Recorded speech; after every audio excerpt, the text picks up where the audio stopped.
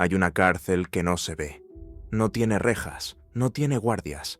Es una prisión construida con silencios, con excusas, con miedo. Miedo al conflicto, miedo a incomodar, miedo a que nos dejen de querer por decir lo que pensamos. ¿Cuántas veces elegimos callar para no empeorar las cosas? ¿Cuántas veces cedimos solo para no entrar en guerra? Pero Nietzsche advirtió: quien no puede soportar el conflicto jamás será libre. Porque la libertad no nace de agradar a todos, ni de esquivar los choques de ideas, de límites, de verdades. La libertad nace del coraje de sostenerse en pie, incluso cuando el mundo se opone. Para Nietzsche, el conflicto no es algo que debamos evitar, es algo que debemos atravesar, no por gusto, no por violencia, sino porque en el choque algo se revela. Él escribió: «Lo que no me mata, me hace más fuerte». Pero esa frase no habla solo del dolor físico, habla de los conflictos del alma, de esas discusiones que duelen, de esos vínculos que arden, de esos días en los que uno quiere desaparecer. Nietzsche creía que, para crecer, tenemos que entrar en tensión con el mundo, pero sobre todo con nosotros mismos. Debemos tener caos dentro de nosotros para dar a luz una estrella danzante. El caos, el conflicto, no son errores del camino, son el terreno fértil donde nace lo nuevo. El problema, según Nietzsche, es que buscamos la comodidad, y en esa comodidad traicionamos lo que podríamos llegar a ser. Renunciamos a decir lo que sentimos, nos convertimos en copias de lo que otros esperan, y así evitamos el conflicto, pero también evitamos nuestra verdad. Para él, el ser humano no nace completo, se construye, y se construye justamente en el choque con la vida. No hay libertad sin confrontación, no hay evolución sin lucha, no hay identidad sin atravesar sombras.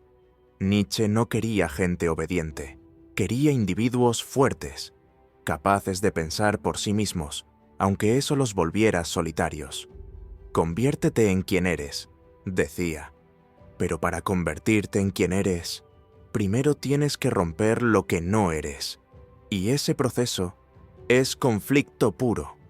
Por eso, cuando sentimos miedo al conflicto, no deberíamos huir. Deberíamos preguntarnos: ¿qué parte de mí estoy evitando ver? ¿Qué verdad estoy tratando de esconder? ¿Y a qué libertad estoy renunciando por quedarme callado? La mayoría de las personas sueñan con una vida en paz, pero pocos entienden que esa paz no es la ausencia de conflicto, es la consecuencia de haberlo atravesado. El crecimiento no ocurre cuando todo está en orden.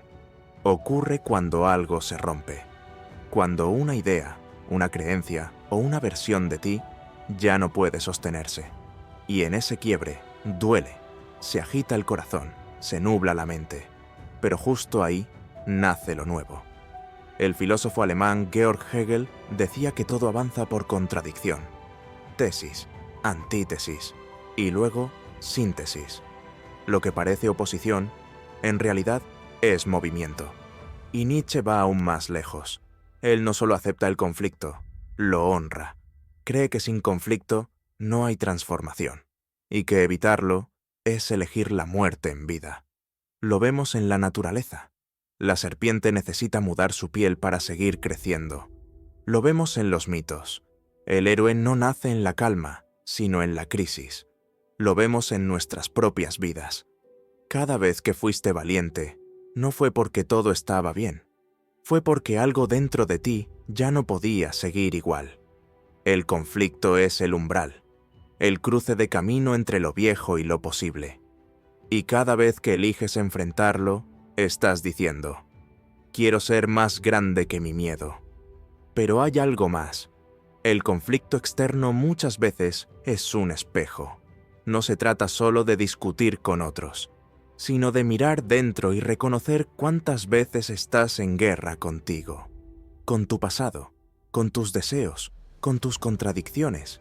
Nietzsche decía, el hombre valiente no es el que no siente miedo, sino el que lo enfrenta sin dejar de ser él mismo.